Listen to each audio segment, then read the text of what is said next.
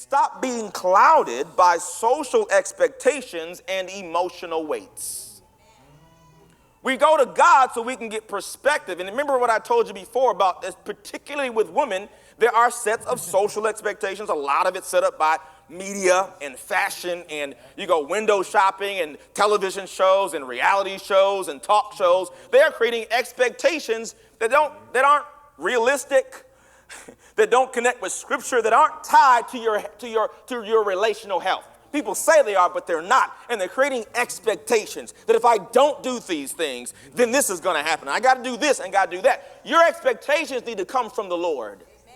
And so many women are concerned about physical weight, but you need to lose the emotional weight.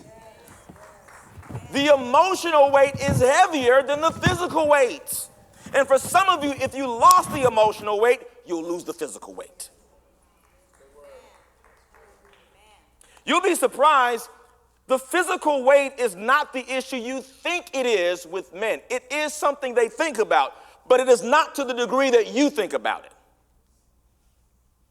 You make a much bigger deal of it than most men do in reality.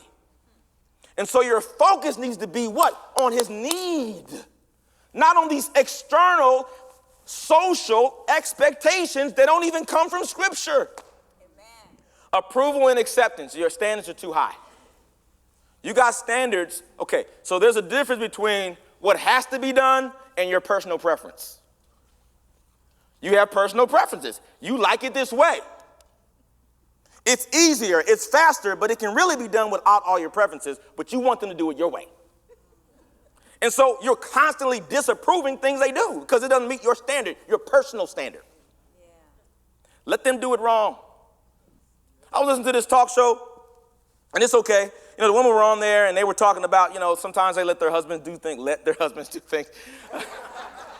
And said, but sometimes you got to do it yourself because they don't do it right. They don't do it right.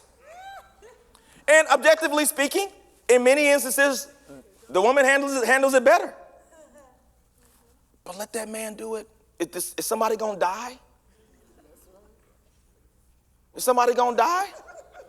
Well, sometimes there are safety issues. If it's an emergency, it's different, but in a lot of cases, it really doesn't matter, and you'll get more out of him by letting him do it. And then he'll be like, you know what?